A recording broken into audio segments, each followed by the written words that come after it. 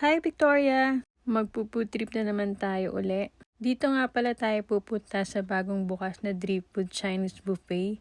Located nga pala to sa 6158 Street, Victoria, BC. So nagbubukas nga pala sila ng 11:30 AM at 9 PM yung closing time nila. Ang lunch buffet nila ay nag-i-start ng 11:30 AM until 2:30 PM. Ang price ng lunch buffet nila is around $24.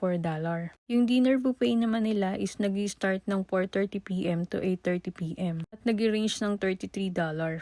If you are senior, you can use your discount. At kung may kids naman kayo na under 5 pa lang, ay free na rin yun. So dumating nga pala kami ng mga around 12:30 PM. Buti na lang hindi pa masyadong puno yung restaurant. Dahil nga malaki yung restaurant, hindi na namin kailangan maghintay. So dito nga namin pinili sa taas. So pinili nga pala namin yung medyo dulo.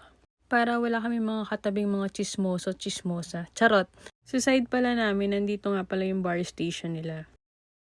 So bababa na nga pala kami para kumuha ng food.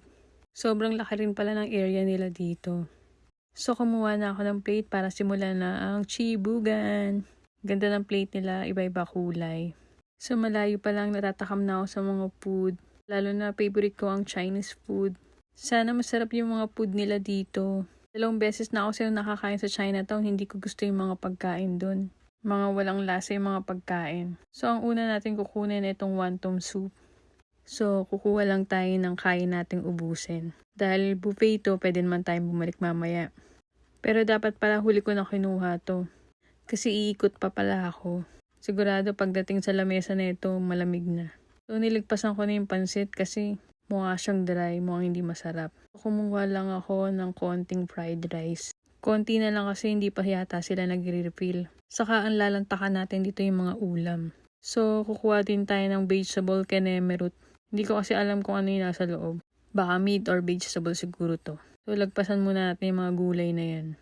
Dahil today's video hindi tayo vegetarian. So, tatry natin itong mga siomay na to. Tatry lang natin ng mga isa-isa lang yan. Dahil baka mabusog agad tayo. So, hindi ko nga pala alam kung pork or beef or chicken tong pork siomay na to. Wala kasi mga pangalan ng mga baklang to. So, ito na nga, paikot na tayo. So, ating wag maubusin, kukuha pa akong isa. Charot. So, maraming choices nga pala tong lunch buffet. So, halagang $24.